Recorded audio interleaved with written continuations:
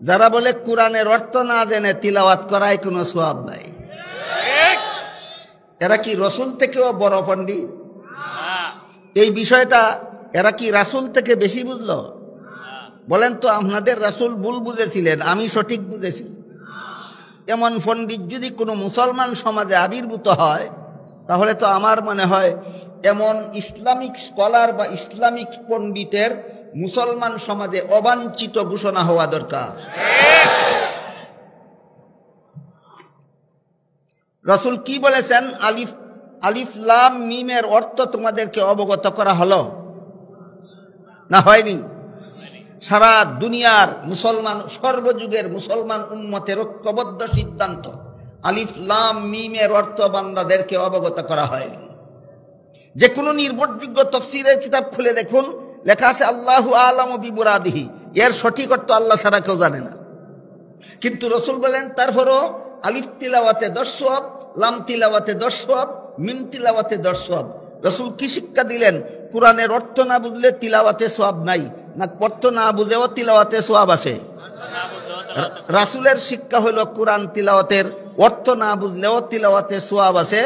আর এরপরে যদি কেউ বলে অর্থ না বুঝে তিলাওয়াতে সওয়াব নাই, তাহলে সে রাসূল থেকেও আরো বড় শিক্ষিত পণ্ডিত হওয়ার দাবিদার কিনা? এমন দাবিদার মুসলমান সমাজে অবাঞ্ছিত হওয়া দরকার।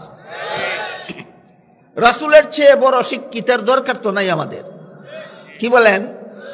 রাসূলের থেকে বেশি জানে এমন পণ্ডিতের তো মুসলমান সমাজে দরকার নাই।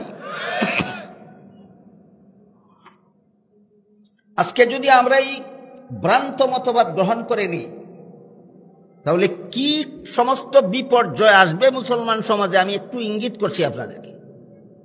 আজকে যদি আপনারা এই ভ্রান্ত মতবাদটা গ্রহণ করে নেন রাসূলের এই হাদিসের বিরুদ্ধে, যে কোরআন না বুঝলে মুখস্থ করার অথবা তেলাওয়াত করার কোনো সওয়াব নাই, এটা যদি আপনি মেনে নেন, তাহলে এই যে লক্ষ লক্ষ কোটি কোটি হাফিজুল কোরআন তৈরি হচ্ছে সারা দুনিয়ায়, বাংলাদেশে অসংখ্য হাফিজি মাদ্রাসা আছে। হাফিজখানা মাদ্রাসাগুলিতে যে ছাত্ররা 30 পারা কোরআন মুখস্থ করে, এরা কি অর্থ বুঝে মুখস্থ করে না অর্থ না বুঝেই মুখস্থ করে? এই সমস্ত হাফিজদেরকে সম্পূর্ণ অকেজু সাব্যস্ত করে দেওয়া হয় এই উক্তির দ্বারা। এই সমস্ত হাফিজেরাই তো রমজান মাসে খতমে তারাবি পড়ায়। সুতরাং আপনারা সারা জীবনভর যত খতমে তারাবি পড়ে এসেছেন, খতমে তারাবি পড়িয়েছেন একজন হাফিজ সাহেব, যিনি কোরআন মুখস্থ করেছেন কিন্তু অর্থ জানেননি, এটা যেহেতু কোনো কাজে আসবে না, কোনো সওয়াব নাই, কাজে আপনাদের সারা জীবনের খতমে তারাবি পড়া এবং শোনা সম্পূর্ণটাকে বেকার সাব্যস্ত করার নীল নকশা ছাড়া আর কিছু নয়। আর একটা বিপর্যয় যেটা নেমে আসবে সেটা হলো, দুনিয়াতে যত ধর্ম আছে, কোনো একটা ধর্ম এমন নাই যেই ধর্মের মূল ধর্মগ্রন্থটা ধর্মাবলম্বীরা নির্ভুলভাবে মুখস্থ করে রেখেছে, এমন কোন ধর্ম দুনিয়াতে নাই একমাত্র ইসলাম ধর্ম ছাড়া। ইসলাম ধর্মের সত্যতার যত প্রমাণ আছে, এর মধ্যে এটা একটা বিশিষ্ট প্রমাণ যে এই ধর্মের মূল ধর্মগ্রন্থ কোরআনকে হাজার হাজার লক্ষ লক্ষ কোটি কোটি মুসলমানেরা সিনায় ধারণ করে এসেছে ১৫০০ বৎসর যাবৎ অনবরতভাবে এই 30 পারা কোরআনকে মুখস্থ করে রেখেছে। ইসলামের সত্যতার এটাও একটা প্রমাণ। ইহুদি খ্রিস্টানেরা যখন দেখলো